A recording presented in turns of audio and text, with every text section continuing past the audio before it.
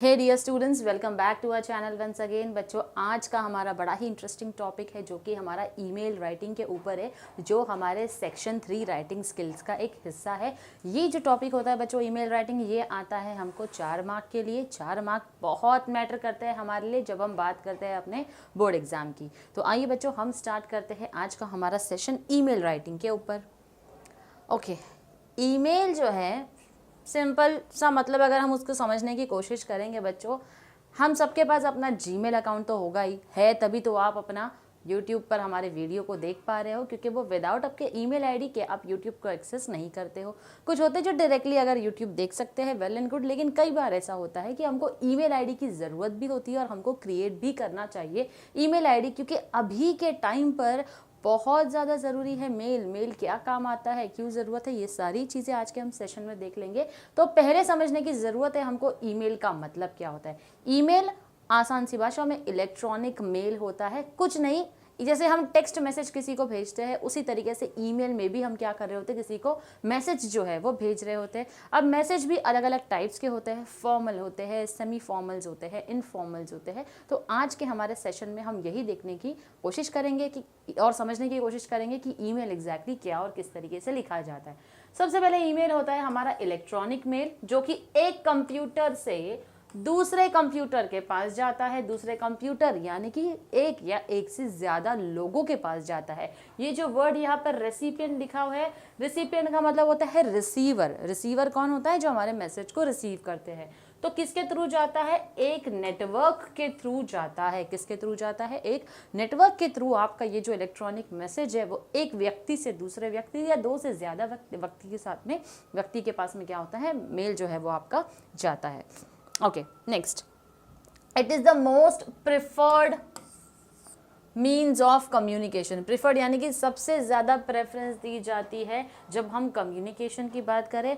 बच्चों, कुछ सेकंड्स में आपका जो मेल है वो इंडिया या इंडिया से बाहर, इंडिया के अंदर कई सारे शहरों में, इंडिया के बाहर दुनिया भर में किसी भी कंट्री के अंदर आपका मेल जो है वो कुछ सेकंड्स में क्या होता है, पहुंच जाता है। ज़्यादा वक्त नहीं लगता है, इसीलिए सबसे ज़्यादा प्रेफर किया जाता है। अभी मैं आपको तार भेजूंगी, वो तार आपको कितने दिन के बाद मिलेगा वो हम नहीं जानते हैं। लेकिन जब हम बात करते हैं हमारे ईमेल की, तो मेल इलेक्ट्रॉनिक मैसेज जो है आपका कुछ ही सेकंड्स में चला जाता है। तो ये घंटों का काम जो है वो कुछ सेकंड्स में हो जाता है। Now it is cheaper and faster. Cheaper यानी कि सस्ता भी है और सबसे ज्यादा फास्टेस्ट मोड ऑफ कम्युनिकेशन भी ईमेल को बुलाया जाता है। Okay, now it is used in formal. जैसे मैंने आपको कहा, फॉर्मल भी हो सकता है, ये सेमी फॉर्मल भी हो सकता है और इनफॉर्मल भी हो सकता है। क्या होता है? फॉर्मल, सेमी फॉर्मल और इनफॉर्मल। तो जहाँ पर हम क्या करते हैं, वे ऑफ एक्सप्रेशन और राइटिंग, यानी कि जो हम मेल सेंड कर रहे हैं वो 3 इंपॉर्टेंट टाइप्स में हो सकते हैं, फॉर्मल, सेमी फॉर्मल या फिर हमारा इनफॉर्मल भी होता है। ओके, जैसे मैंने आपको बताया 3 टाइप है इसके। जब हम बात करते हैं बच्चों अपने फॉर्मल मेल्स की, तो फॉर्मल मेल या फॉर्मल, जैसे हम लेटर्स लिखते हैं, राइट, तो लेटर भी फॉर्मल और इनफॉर्मल होता है ना। फॉर्मल कौन होता है? हम गवर्नमेंट को, ऑर्गेनाइजेशन को भेज रहे होते हैं या बॉसेस के पास होता है, तो that is more of a formal letter. Similarly यहाँ पर अगर आप ऑर्गेनाइजेशन को भेज रहे हो ईमेल, ऑर्गेनाइजेशन के अंदर या फिर किसी ऑर्गेनाइजेशन को मेल भेजते हो तो वो होता है फॉर्मल। गवर्नमेंट को भेज रहे हो, किसी डिपार्टमेंट में भेज रहे हो, ऑफिस में, प्रिंसिपल, स्कूल टीचर्स या आपके बॉसेस जो ऑलरेडी इसके अंदर इंक्लूड हो जाते हैं। तो जब आप ऐसे मेल करते हो तो यहाँ पर आपकी टोन, आपकी लैंग्वेज, ये सारी की सारी चीज़ें जो है वो बच्चों क्या होती है, काफ़ी फॉर्मल होती है। जब हम बात करते हैं बच्चों सेमी फॉर्मल की, तो यहाँ पर इनफॉर्मल और फॉर्मल दोनों का कॉम्बिनेशन होता है। यहाँ आपकी जो टोन होनी चाहिए वो बहुत ही ज़्यादा क्या होनी चाहिए, बहुत ही ज़्यादा फॉर्मल होनी चाहिए। ये हम यूजुअली अपने टीममेट्स या कलीग्स जो होते हैं वो उनको सेंड किया जाता है। जब हम बात करते हैं इनफॉर्मल मेल्स की बच्चों, तो याद रखना ये हमारे फ्रेंड्स, फैमिली, रिलेटिव्स, इन सबको भेजा जाता है। यहाँ पर जो हमारी लैंग्वेज होती है वो थोड़ी सी इनफॉर्मल हो सकती है। जैसे यहाँ पर अगर हमने किसी को भेज दिया dear sir, dear ma'am, respected sir और मैम, ये हमारा फॉर्मल हो जाता है। लेकिन इनफॉर्मल की बात करें, हे, हेलो, हाउ आर यू, हम इस तरीके से थोड़ा सा इनफॉर्मल टोन यूज़ करते हैं। तो उसी तरीके की जो टोन है, उसी तरीके की जो लैंग्वेज है हमारी, वो हमारी इनफॉर्मल में इंक्लूड होती है। I hope we are clear with the 3 important types of mail: formal, semi formal and informal. अब ये जो ईमेल है इसका फॉर्मेट कैसे होता है, सबसे पहले तो आपको अपनी ईमेल आईडी क्रिएट करनी होती है बच्चों। तो आप अपनी जीमेल के थ्रू अपनी ईमेल आईडी क्रिएट कर सकते हो। बड़ा ही सिंपल सा होता है, स्टेप बाय स्टेप जीमेल आपको खुद ले जाएगा कि कैसे कैसे आगे प्रोसीजर जो है वो बनता है अपनी ईमेल आईडी को क्रिएट करने का। अब ईमेल आईडी का जो हमारे ईमेल है उसका फॉर्मेट किस तरीके से होता है, सबसे पहले ईमेल एड्रेस लिखा जाता है। किसका ईमेल एड्रेस लिखा जाता है, जिसको हमको मेल जो है वो भेजना है, रेसिपिएंट ऑफ द मेल, जिसको हमको मेल भेजना है हम उसका एड्रेस जो है वो लिखते हैं। फिर मेन सब्जेक्ट या रीज़न, जैसे हम लेटर लिखते हैं तो लेटर में हम लिखते हैं ना बच्चों इस तरीके से, टू लिखते हैं, फिर जिनको भी भेजना होता है, तो ये रिसीवर हो गया। उसके बाद अगर आपको याद होगा तो हम सब्जेक्ट लिखते हैं, सब्जेक्ट किस चीज़ के रिगार्डिंग हमने लेटर लिखा है। सिमिलरली हमको ये सारी चीज़ें तो ईमेल एड्रेस में लिखने की ज़रूरत नहीं होती है, सिर्फ किसी का मेल एड्रेस जो है वही लिखना है। पूरा डिटेल जो हम लेटर में लिखते हैं वो आपके मेल में कवर नहीं होता है, सिर्फ ईमेल एड्रेस होता है। फिर सब्जेक्ट के अंदर जो आप मेंशन करते हो कि आप सामने वाले को मेल क्यों भेज रहे हो, उसका रीज़न क्या है, तो वो आपको अपने सब्जेक्ट में मेंशन करना है। फिर आता है सैल्यूटेशन यानी कि dear sir, respected sir, dear ma'am, respected ma'am, ये सारे हमारे सैल्यूटेशंस में काउंट होते हैं। फिर आता है बॉडी ऑफ द मेल, सबसे पहले आप इंट्रोडक्शन लिखते हो, उस मैटर को डिटेल में लिखते हो, लास्ट में उसको कंक्लूड भी करते हो। ये जैसे जैसे हम आगे आगे बढ़ेंगे मैं आपको डिटेल में एक्सप्लेन कर दूंगी। Courteous leave taking and closing, यानी कि ये जो हम लिखते हैं courteous leave taking and closing, जिसको हम कॉम्प्लीमेंट्री क्लोज भी बुलाते हैं बच्चों। तो कॉम्प्लीमेंट्री क्लोज जो है वो हम किस तरीके से लिखते हैं, yours sincerely, yours faithfully, yours obediently, ये सारी चीज़ें जो आती है वो हमारी बहुत ही कर्टियस टोन में आती है और यही इसी तरीके से हम क्लोज करते हैं।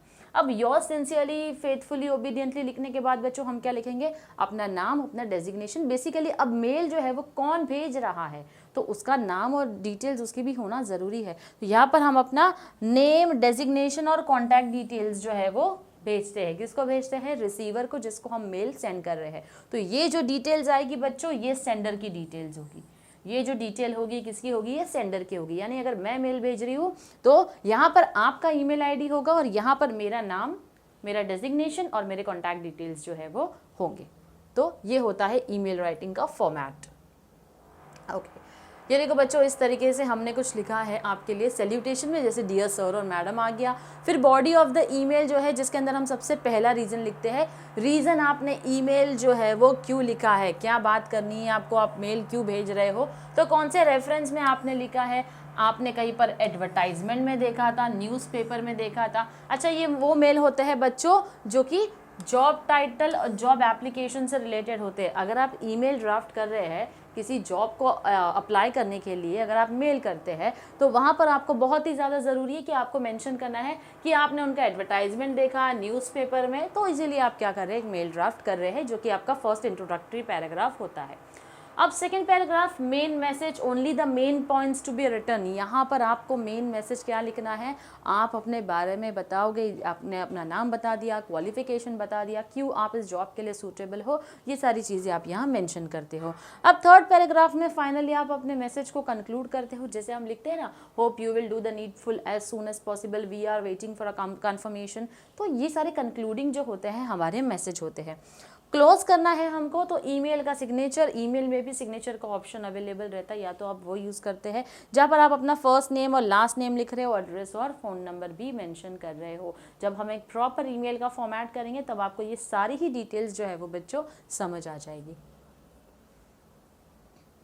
ओके, तो ये है हमारा एग्जैक्ट फॉर्मेट बच्चों की किस तरीके से ईमेल जो है वो दिखता है। ये एक ईमेल की ही स्क्रीन है बच्चों जो मैंने आपके लिए स्क्रीनशॉट लेकर यहाँ पर मेंशन की है। ओके, ईमेल आईडी, ये जो 2 लिखा हुआ है ध्यान देना, जैसे ही आप क्रिएट मैसेज पर क्लिक करते हो या कंपोज मैसेज पर क्लिक करते हो जीमेल में जाकर, तो आपको यहाँ पर इस तरीके की एक स्क्रीन ओपन होती है आपके सामने, जहाँ पर आप 2 में email ID of the recipient लिख रहे हो। जैसे कि अगर समझ लीजिए आप मुझे मेल भेज रहे हैं तो यहाँ पर आपने मेरा ईमेल आईडी जो है वो मेंशन कर दिया है। सेकेंड, अब सीसी का मतलब क्या होता है, सीसी का मतलब होता है कार्बन कॉपी। कार्बन कॉपी का मतलब आप मुझे मेल भेज रहे हैं और मेरे साथ साथ आप चाहते हैं कि आप किसी और को भी मेल भेजें, क्योंकि इसका कंटेंट जो है वो मेरे साथ हो सकता है आपको हेमल सर को मेल भेजना हो, तो आपने यहाँ मेरा नाम लिख दिया और यहाँ पर आपने हेमल सर का नाम लिख दिया, जहाँ पर आप सेम मेल की कार्बन कॉपी जो है वो उनको भी सेंड करते हो। अब तीसरा आता है हमारा blind carbon copy. Blind carbon copy यानी कि यहाँ पर आपको लगता है इन दोनों के अलावा मुझे किसी और को भी मेल भेजना है, लेकिन वो दोनों का नाम इन लोगों के सामने डिस्क्लोज नहीं होना चाहिए। तो क्योंकि आप ये जब सिलेक्ट करते हो तो मुझे भी बताएगा कि आपने मेरे अलावा ये मेल जो है वो सर हेमल सर को भी भेजा है, लेकिन उसके अलावा अगर आप BCC सिलेक्ट करके किसी थर्ड पर्सन का नाम सिलेक्ट करते हो, उसका ईमेल एड्रेस एंटर करते हो, तो मुझे और हेमल सर दोनों को ही ये जो BCC में एंटर किया हुआ ईमेल आईडी है वो विजिबल जो है वो नहीं होने वाला है। तो that is how you write the recipients of the mail. फिर आता है सब्जेक्ट, जो कि reason for writing an email. जैसे मैंने आपको बताया सब्जेक्ट में आपको रीज़न देना होता है कि आप ईमेल क्यों लिख रहे हैं, आप जॉब के लिए अप्लाई कर रहे हैं, आपको कोई फॉर्मल मेल लिखना होगा, अपने बॉस को रेजिग्नेशन मेल लिखना होगा, इनफॉर्मल मेल लिखना होगा, तो उस तरीके से आप अपने रीज़न जो है वो यहाँ पर मेंशन कर देते हैं। फिर आते हैं बच्चों हमारे सैल्यूटेशन। सैल्यूटेशन में तो आप जानते हैं मैंने आपको कहा है क्या लिखना है। फिर बॉडी ऑफ द ईमेल, जो कि मैंने अभी अभी आपको बताया है किस तरीके से लिखा जाता है। फिर आपका email signature, first name, last name, address, phone number. अच्छा, अब इसके साथ साथ एक और इम्पॉर्टेंट चीज़ बच्चों, ईमेल को जब आपने ड्राफ्ट कर लिया, अब यहाँ पर कुछ ऑप्शंस होते हैं हमारे पास में। ओके, ये कौन सा फॉन्ट आपको सिलेक्ट करना है, आप उसका टाइप सिलेक्ट कर सकते हो। अगर आपको बोल्ड करना है, इटैलिक करना है, अंडरलाइन करना है, राइट। और इसी के साथ साथ अगर आपने अलाइनमेंट सोच के रखा हुआ है कि लेफ़्ट राइट सेंटर रखना है, फिर आपको नंबरिंग करनी है या बुलेट्स पॉइंट एंटर करने हैं, तो ये सब आप अपने हिसाब से ऑप्शंस को सिलेक्ट कर सकते हैं। अब बच्चे बहुत ही इंपॉर्टेंट चीज़ है जो होती है ये, जिसको हम बोलते हैं अटैचमेंट। अटैचमेंट का मतलब क्या होता है, अपनी फाइल में, अपनी कोई एक फाइल है जो आप इस ईमेल के साथ में सामने वाले को सेंड करना चाहते हैं, ठीक है। अपनी एक फाइल आप सेंड करना चाहते हैं, तो उसको सेंड करने के लिए बच्चों आपको इसके ऊपर क्लिक करना होता है। जैसे ही आप क्लिक करते हैं तो ये आपको आपके पीसी में जहाँ कहीं भी फाइल सेव है, आपको उस ड्राइव में जाना होगा सिलेक्ट करके, और आप उस फाइल को यहाँ पर अटैच करते हो। तो एक चीज़ हमेशा याद रखना, जब भी आप मैसेज कंक्लूड करोगे तो कंक्लूड करने के बाद ही आपको यहाँ पर लिख देना है अटैचमेंट। या तो आप अटैचमेंट लिख दीजिए या तो फिर आप लिख देंगे एनक्लोज्ड। एनक्लोज का शॉर्ट फॉर्म ENCL है। ओके, ENCL जो है वो आपको यहाँ पर क्या करना है, लिख देना है ENCL। ओके, इस तरीके से आपने लिखा। फॉर एग्जांपल आप अपना रिज्यूम जो है इस मेल में अटैच कर रहे हो, तो एनक्लोज लिखकर आप लिख सकते हो रिज्यूमे, या फिर आपने रेज्यूमे के साथ साथ अगर आपको लिखना है एक या एक से ज़्यादा डॉक्यूमेंट्स है तो आपने नंबर डाल दिया। नंबर 1 आपने रेज्यूमे लिखा है, नंबर 2 जो है इस तरीके से आप सीक्वेंस में लिखेंगे। नंबर 2 में हो सकता है आपने अपने समझ लीजिए HSC के सर्टिफिकेट्स अटैच किए हैं, ठीक है, HSC सर्टिफिकेट्स, SSC सर्टिफिकेट्स। ये जो आप लिखेंगे बच्चों, ये हमेशा याद रखना, ये कंक्लूड मैसेज के बाद आप लिख देंगे। इसके बाद जो है आप अटैचमेंट या एनक्लोजर लिखेंगे, उसके बाद आप उसको लास्ट में फाइनली अपने मेल को क्या करोगे, क्लोज करोगे, जहाँ पर आप अपना ईमेल का सिग्नेचर, अपना नाम, डेजिग्नेशन जो भी है वो पुटअप कर सकते हैं। तो that is how the proper format of an email goes. आप इसका स्क्रीनशॉट ले सकते हैं, टेलीग्राम के ग्रुप के ऊपर हम वैसे ही आपको ये जो PDF है वो सेंड कर देंगे, और फिर उसके बाद ये जो सेंड का बटन दिख रहा है उसके ऊपर क्लिक कर देने का, मेल आपका सेकंड्स में सेंड हो जाएगा। ओके, अब है कुछ डूज एंड डोंट्स जिसको हमको ध्यान में रखना बहुत ही ज़रूरी है कि क्या चीज़ें हमको ध्यान में रखनी है जब भी हम एक मेल को ड्राफ्ट करते हैं। Okay, define the purpose of the message, that is clear subject line. आपकी सब्जेक्ट लाइन बिल्कुल भी कंफ्यूजिंग नहीं होनी चाहिए। आपकी जो सब्जेक्ट लाइन है वो एकदम क्लियर कट बतानी चाहिए कि आपका रीज़न क्या है मेल लिखने का, ताकि ज़्यादा कन्फ्यूजन ना रहे। सेकेंड आता है हमारा यूज़ ऑफ प्रोफेशनल सैल्यूटेशन। जब भी आपको मेल ड्राफ्ट करना हो तो प्लीज़ मेक श्योर आप एक बहुत ही प्रॉपर और प्रोफेशनल सैल्यूटेशन लिखते हैं। रिस्पेक्टेड सर, रिस्पेक्टेड हम किसके लिए लिखते हैं बच्चों, सबसे ज़्यादा अगर हम अपने प्रिंसिपल्स या टीचर्स या फिर कोई गवर्नमेंट डिपार्टमेंट में सेंड कर रहे हैं तो हम वहाँ पर ज़्यादातर रिस्पेक्टेड ही लिखते हैं, ठीक है। तो आपको बहुत ही प्रोफेशनल टर्म पर लिखना है, hey, hello, hi, how are you, ये सारी चीज़ें आपके सैल्यूटेशन का हिस्सा नहीं होती है। फिर आता है प्रूफ रीड योर मैसेज। जब भी आपने अपना मेल को ड्राफ्ट कर लिया है बच्चों, सेंड करने के पहले अपने मैसेज को बहुत अच्छे से प्रूफ रीडिंग कर लेना कि कहीं पर किसी तरीके की कोई मिस्टेक नहीं है। आपको जो भी मैसेज लिखना था आपने सब कुछ इंक्लूड किया है, कोई भी इंफॉर्मेशन आपसे छूट ना गई हो। तो ये सारी चीज़ों के लिए आपको मैसेज को प्रूफ रीड करना होगा। Double check the recipient email ID. जिसको भी आप मेल सेंड कर रहे हैं बच्चों, उसका ईमेल आईडी 2 से 3 बार क्रॉस चेक कर लीजिएगा। अगर आपने कहीं पर नोट डाउन करके रखा है तो उसको प्रॉपर देख लीजिए कि आपने कहीं पर कोई भी अल्फ़ाबेट जो है वो मिस नहीं किया है। Use a professional email ID to send a mail. अच्छा, हमेशा याद रखिए बच्चों, जब भी आप ईमेल सेंड करते हैं उसके लिए प्रोफेशनल ईमेल आईडी जो है वो होनी चाहिए। प्रोफेशनल ईमेल आईडी का मतलब क्या होता है? जहाँ पर आपने अपना नाम और अपना सरनेम का कॉम्बिनेशन ही रखा है। जैसे कि कुछ लोग होते हैं जिनकी ईमेल आईडी होती है rocky*159@gmail.com। बिल्कुल ही गलत है। इस तरीके की ईमेल आईडी जो है वो बच्चों नहीं चलती है। प्रोफेशनल मेल भेज रहे हो तो प्रोफेशनल ईमेल आईडी ही होना ज़रूरी है। फॉर एग्जांपल, जैसे मैं अपना ही ईमेल आईडी मेंशन करती हूँ। मेरा ईमेल आईडी है मेरा फर्स्ट नेम और मेरा सरनेम,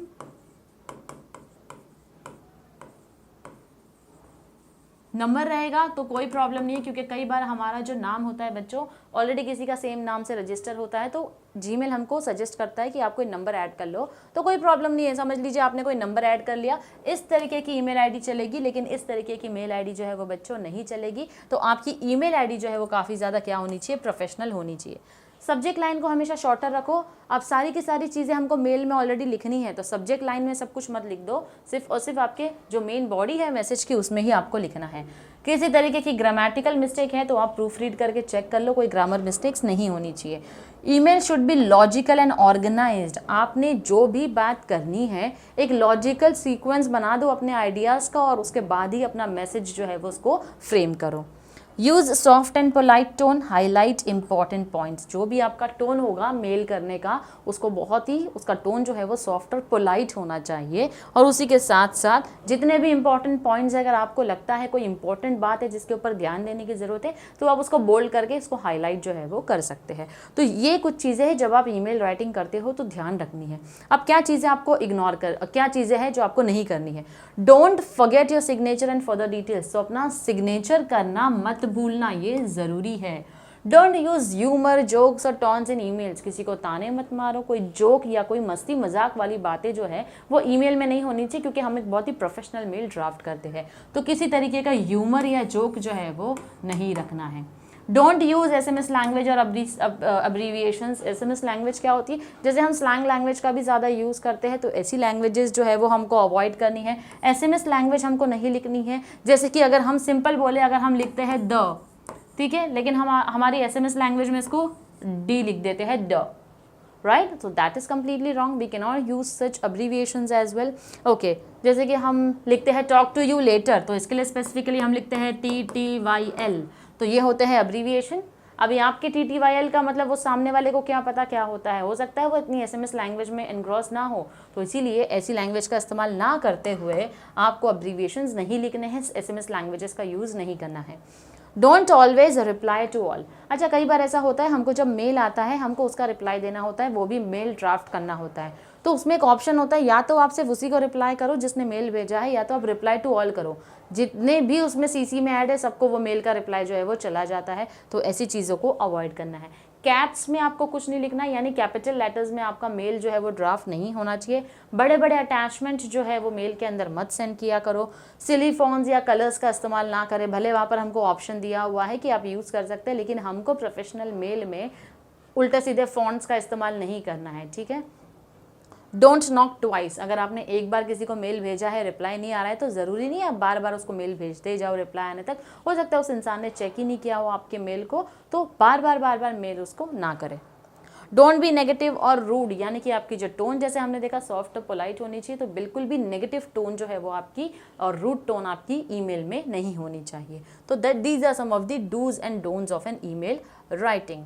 अब एक सैम्पल फॉर्मेट है हमारे ईमेल राइटिंग का। यहाँ पर क्वेश्चन दिया है draft a mail of resignation. Okay, ये जो है सबसे पहले हमारा फॉर्मल ईमेल है जो हमको लिखना है। तो यहाँ पर जो वर्ड्स का यूज़ होगा वो बहुत ही फॉर्मल और पोलाइट होगा। बहुत ही फॉर्मल और पोलाइट होगा। उसी के साथ साथ रीजन फॉर राइटिंग ईमेल, जहाँ पर आपको क्लैरिटी होनी चाहिए, प्रॉपर ग्रीटिंग होना चाहिए, उसी के साथ साथ क्लोजिंग होना चाहिए। ये कुछ रूल्स है हमारे फॉर्मल ईमेल ड्राफ्ट करने के। क्या होना चाहिए? फॉर्मल और पोलाइट वर्ड्स का इस्तेमाल करना है आपको, क्लैरिटी होना चाहिए, प्रॉपर ग्रीटिंग होना चाहिए, जैसे गुड मॉर्निंग, गुड आफ्टरनून, इन चीज़ों को हम ग्रीटिंग्स बोलते हैं। तो ये सारी चीज़ें आपके मेल में होनी चाहिए। अब आपको मेल क्या ड्राफ्ट करना है? Draft a mail of resignation. Resignation हम कब ड्राफ्ट करते हैं बच्चों? जब हम अपने एक जॉब को छोड़ के दूसरे जॉब में जा रहे हैं, जहाँ पर हम हो सकता है इस जॉब से खुश नहीं है, तो हम दूसरी अपॉर्चुनिटी जो है वो एक्सप्लोर करना चाहते हैं। तो किस तरीके से हम एक फॉर्मल मेल को लिखेंगे? ओके, सबसे पहले फॉर एग्जांपल मैंने यहाँ पर लिख दिया, जैसे रिसीवर्स की ईमेल आईडी है तो वो मैंने मेंशन कर दिया। अच्छा, सीसी और बीसीसी जो है वो बच्चों कई बार क्या होता है, ऑप्शनल होता है, तो ज़रूरी नहीं है आपने किसी और को भी मेल जो है वो सेंड करना है। तो आपने जिसको मेल सेंड करना है आपने उसकी ईमेल आईडी यहाँ पर मेंशन कर दी। सब्जेक्ट देखो हमारा हमेशा छोटा होना चाहिए, तो यहाँ पर आपने क्या कर दिया है, रेजिग्नेशन लेटर, सिर्फ इतना ही लिखना है। फिर आप लिखेंगे अपने ग्रीटिंग्स या फिर अपने सैल्यूटेशंस के साथ में अपने मेल को स्टार्ट करते हैं हम, जहाँ पर आप लिख रहे हैं डियर या फिर रिस्पेक्टेड सर आपने लिख दिया, ठीक है। अब उसके बाद आप लिखते हैं please accept this mail as a notice. देखो पोलाइट टोन का यूज़ करना है फॉर्मल वर्ड्स का, तो आपने प्लीज़ से शुरुआत जो है वो कर दी है। Please accept this mail as a notice that I am leaving my position with this organisation. यहाँ पर आपकी टोन बहुत ही ज़्यादा फॉर्मल वर्ड्स का इस्तेमाल करते हुए पोलाइट जा रही है। As per the norm of the company I have to give a month notice. अब इसके अंदर देखो बच्चों एक चीज़ जो है वो मैंने जानबूझ के लिखी और वो है भी गलत। वो ये जो है ना इस तरीके से ये हमको नहीं लिखना है, आपको पूरा लिखना है आई हैव, ओके, ताकि मैं यहाँ पर मिस्टेक रेक्टिफाई कर सकूँ, इसीलिए मैंने उसको लिखा है।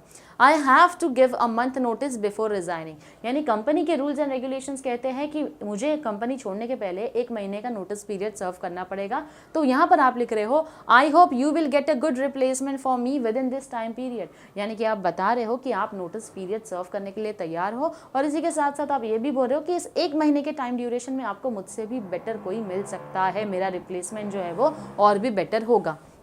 आई really appreciate the opportunities that you have given to me. अब देखो कभी भी हम रिज़ाइन करते हैं तो कभी भी अच्छे टर्म्स पर हमको अपने रिलेशंस जो होते हैं उनको एंड करने चाहिए। तो अच्छे टर्म्स पर आप एंड कर रहे हो, आप उनको क्या बता रहे हो, उनकी तारीफ़ कर रहे हो कि आपकी कंपनी में रहकर मुझे बहुत कुछ सीखने मिला है और आपकी कंपनी ने मुझे काफ़ी अच्छी अपॉर्चुनिटीज़ भी दी है।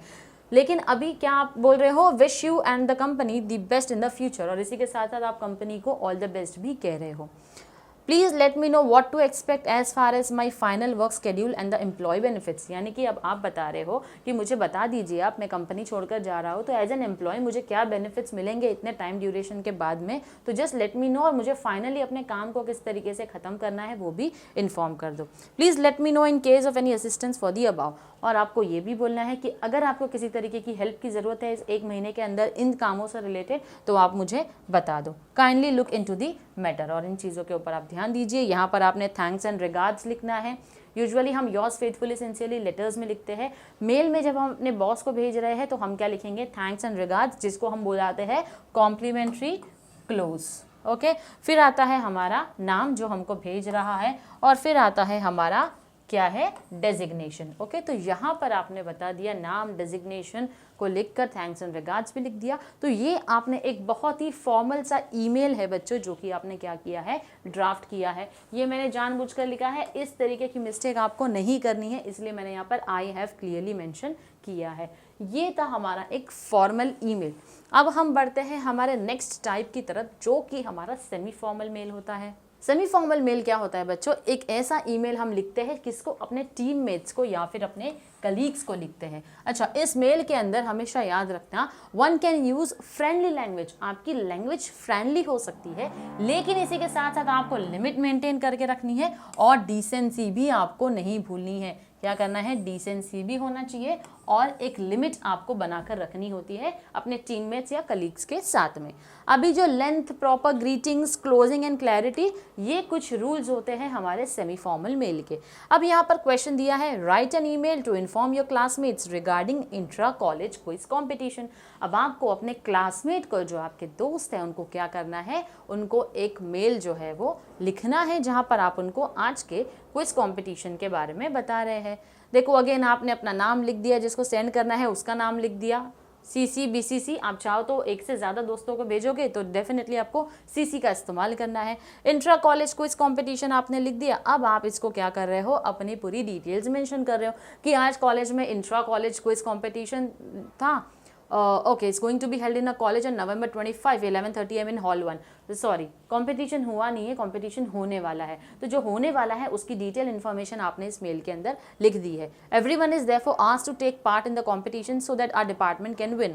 For further queries feel free to contact me. अब आप बोलोगे मैम हम जो अपने फ्रेंड्स को सेंड करते हैं वो तो इनफॉर्मल होता है, डेफिनेटली इनफॉर्मल होता है, लेकिन आप यहाँ पर क्या हो, आप यहाँ पर क्लास रिप्रेजेंटेटिव हो, आप CR हो क्लास के, तो आप अपने क्लासमेट्स को, आपकी टीचर ने बोला है अपने क्लासमेट्स को इन्फॉर्म कर दो, ठीक है, क्या कि इस तरीके का कंपटीशन हमारे कॉलेज में होने वाला है। तो आपने एक फॉर्मल मेल ड्राफ्ट कर दिया, sorry semi formal mail draft कर दिया, क्योंकि आपके टीममेट्स या कलीग्स जो है वो आपके साथ में है। यहाँ पर पूरी की पूरी क्लास जो है वो आपकी फ्रेंड तो नहीं है, तो आप क्या कर रहे हो, आप उनको इन्फॉर्म कर रहे हो सो एंड सो डेट पर, सो एंड सो टाइमिंग पर हमारे कॉलेज ने एक इंट्रा क्विज कॉम्पिटिशन जो है वो ऑर्गेनाइज किया है। अब आपने बता दिया सबको कि सब लोग मिलकर पार्टिसिपेट करो ताकि हमारा डिपार्टमेंट जो है वो जीत जाए। किसी तरीके की क्वेरीज हो तो आप मुझे कॉल कर लीजिए या मुझे कांटेक्ट कर लीजिए। इस तरीके से आपने फिर लिख दिया थैंक्स, अपना नाम लिख दिया और फिर आपने आपका डेजिग्नेशन जो है वो मेंशन कर दिया। तो ये था हमारा सेमी फॉर्मल। अब हम प्रॉपर अपना इनफॉर्मल मेल जो है ना वो देखेंगे। Email return for any friends, family members और relatives comes under this category. अगर आप प्रॉपर किसी एक फ्रेंड को ही सेंड कर रहे हो बच्चों तो वो इनफॉर्मल होता है। क्लासमेट्स है तो वो सेमी फॉर्मल है आपका, क्योंकि सेम एज ग्रुप वाले है, it is kind of colleagues that you are working with. Okay, friends है, फैमिली मेम्बर्स है या फिर रिलेटिव्स है जो कि इसके अंदर आते हैं। अब यहाँ पर पोलाइट, फ्रेंडली और कैजुअल वर्ड्स का इस्तेमाल किया जा सकता है, ठीक है। Write an email to your friend inviting him और her to your birthday party, यानी अपने फ्रेंड को एक मेल भेजो जो कि आप उनको अपने बर्थडे पार्टी पर इनवाइट कर रहे हो। अगेन आपने नाम लिख दिया जिसको आपको सेंड करना है। अभी आपका एक फ्रेंड हो सकता है, 2 फ्रेंड हो सकता है, that is completely up to you, लेकिन है तो ये बड़ा ही इनफॉर्मल मेल, ठीक है। Invitation to a birthday party, फिर आपने लिख दिया हाय नाजनीन। अब जिसको मेल भेज रहे हो याद रखना उसी का नाम यहाँ भी होना चाहिए, यहाँ किसी और की ईमेल आईडी एग्जाम में मत करना, ईमेल आईडी किसी और की लिखी और यहाँ पर नाम खुद का लिख दिया। प्लीज़ बच्चों ये गलती बिल्कुल भी मत करना, ठीक है। आपने यहाँ लिख दिया hi Nazneen, okay, hope this mail finds you in the best of your time. तो यहाँ पर आपने थोड़ी सी पोलाइट टोन भी यूज़ कर ली, फ्रेंडली भी है। फ्रेंडली क्या है, आपने हाय नाजनीन लिखा है। अब यहाँ पर डियर नाजनीन, रिस्पेक्टेड नाजनीन नहीं आएगा, क्योंकि मैं आपकी दोस्त हूँ, तो आप दोस्ती के हिसाब से उसको क्या करोगे, इनफॉर्मल टोन का यूज़ करोगे। I am very happy to invite you to my birthday party on November 3 at ABC hotel. अब यहाँ पर आपने बता दिया कि आप मुझे क्यों बुला रहे हैं, आप अपनी बर्थडे पार्टी पर बुला रहे हैं। कहाँ बुला रहे हैं, November 3 को आपका बर्थडे है, ABC होटल जो है वहाँ पर बुला रहे हो। बर्थडे पार्टी आपने वहाँ पर 7 से 10 बजे तक रखी है। The theme of the birthday party is pirate of the Caribbean. अब आपने बर्थडे पार्टी रखी है, भाई बड़े अच्छे बच्चे हैं, बर्थडे पार्टी रखे हैं, आप मुझे बुला रहे हैं और आपने थीम भी मुझे क्या की है, बता दी है। It would be great if you come and join us at the party, we will have a great time and fun together. अब आप बोल रहे हो, अब आप एक रिक्वेस्टिंग टोन का यूज़ कर रहे हो, अच्छा लगेगा अगर आप भी मेरे बर्थडे में आओ, तो हम क्या करेंगे, हम सब क्या करेंगे, एंजॉय करेंगे। इस तरीके से फिर आपने लिखा सी यू सून। अब देखो यहाँ पर थैंक्स एंड रिगार्ड्स हम अपने दोस्तों को नहीं बोलते, क्यों, क्योंकि थैंक यू और सॉरी दोस्ती के लिए नहीं बना हुआ है, राइट। तो यहाँ पर आपने लिख दिया सी यू सून और आपका नाम, simple. So that is how we draft an informal email. तो हमने तीनों देख लिया। फॉर्मल कैसे होता है, टोन काफ़ी फॉर्मल होती है। सेमी फॉर्मल में टोन थोड़ी सी फॉर्मल होगी और थोड़ी सी फ्रेंडली भी हो सकती है। इनफॉर्मल में कंप्लीटली क्या होता है, किसी तरीके की दोस्ती में जो है वो कभी भी फॉर्मल टोन का इस्तेमाल जो है वो हम नहीं किया करते हैं, राइट। तो इसीलिए बहुत ही फ्रेंडली टोन का इस्तेमाल होता है हमारे इनफॉर्मल ईमेल में।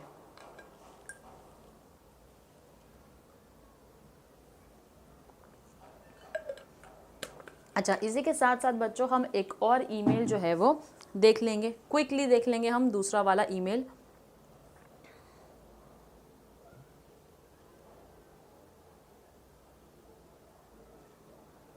Okay, Frequent cases of thefts have caused fright in the minds of the people in your locality. आपकी लोकेलिटी में कंटिन्यूसली क्या हो रहा था, बहुत ज़्यादा चोरी हो रही थी, तो लोगों के दिल में क्या हो गया, एक डर बैठ गया। अब आपको एक ईमेल लिखना है प्रॉपर फॉर्मल फॉर्मेट में, किसको, पुलिस डिपार्टमेंट को, जहाँ पर आप ये सारी चीज़ों की डिटेल्स इन्फॉर्मेशन जो है वो शेयर कर रहे हो पुलिस डिपार्टमेंट के साथ, और उसी के साथ साथ उसके ऊपर एक्शन लेने के लिए भी आप रिक्वेस्ट करते हो। तो देखो यहाँ पर आपने लिख दिया है क्या, आपने लिख दिया है यहाँ पर ईमेल आईडी, किसका, पुलिस डिपार्टमेंट को सेंड कर रहे हो तो इन्हीं का ईमेल आईडी लिख दिया। अब सब्जेक्ट में आपने लिखा क्या है, immediate action required for the growing theft menace in Shri Ram colony Nalasopara. तो यहाँ पर आपने मेंशन कर दिया कि इमीडिएट एक्शन की जरूरत है, इस कॉलोनी में किस चीज़ से रिलेटेड बहुत ज़्यादा चोरियाँ यहाँ पर होती है। फिर आपने, अभी बहुत ही फॉर्मल है तो आप लिखोगे रिस्पेक्टेड सर, फिर आपने शुरुआत कर दी। अब देखो वो तो आपको जानते हैं नहीं कि आप हो कौन, राइट, तो आपने यहाँ पर अपना नाम और अपनी इन्फॉर्मेशन जो है वो देनी है। रिस्पेक्टेड सर लिख दिया, फिर आपने अपना इन्फॉर्मेशन दिया, I Aditya Gupta wish to inform you about the recent thefts that have been occurring in our locality. तो यहाँ पर आपने बोल दिया, आपने सीधा सीधा बात की है कि आप किस चीज़ से मेल रिलेटेड मेल लिख रहे हो कि चोरियाँ होती है हमारी लोकेलिटी में। अपने लोकेलिटी का नाम और एड्रेस मेंशन कर दिया। यहाँ के जो रेसिडेंट्स है वो काफ़ी शौक है और अपनी सिक्योरिटी को लेकर भी काफ़ी ज़्यादा चिंतित है। 5 houses have been robbed in the past 2 months. पिछले 2 महीनों में अब तक 5 घरों में चोरी जो है वो हो चुकी है, जहाँ से 3 गाड़ियाँ जो है वो क्या हो चुकी है, चोरी हो गई है। 3 of the robberies have taken place in broad daylight, यानी कि 3 रॉबरी तो ऐसी हुई है जो कि दिन भर में खुलेआम हुई है, पूरे दिन में हुई है, दिन के उजाले में हुई है। We have filed complaints regarding the same. However, there has been no progress in the investigation so far. हमने कंप्लेंट भी दर्ज कर दी है, लेकिन अभी तक किसी तरीके की जांच पड़ताल जो है वो नहीं हुई है। There has been no progress in the investigation so far. This will boost the morale of the miscreant. अब क्योंकि जांच पड़ताल नहीं हो रही है, इसके ऊपर कोई एक्शन नहीं लिया गया है, तो ऐसे लोगों की जो चोर है इनकी हिम्मत जो है वो और ज़्यादा बढ़ जाएगी, जिसकी वजह से एनवायरनमेंट काफ़ी ज़्यादा अनसेफ हो जाएगा हमारे लिए।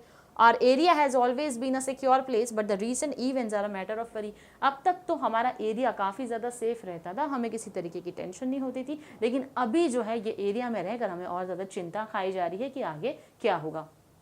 इसलिए मैं आपसे विनती करती हूँ कि आप इन चीज़ों के अंदर जितना जल्दी हो सके उतना जल्दी इन चीज़ों के ऊपर आप क्या करें, एक्शन ले। इसी के साथ साथ आप उनको रिक्वेस्ट करते हो कि इसका एक परमानेंट सोल्यूशन भी निकाल दीजिए, ताकि हम अपनी लाइफ नॉर्मली जो है वो जी सके।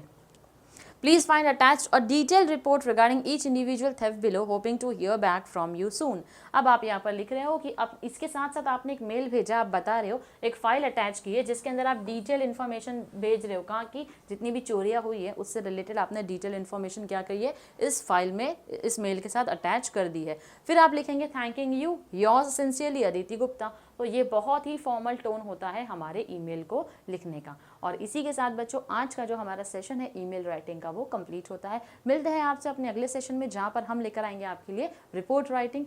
Till then stay tuned to our channel. Thank you very much.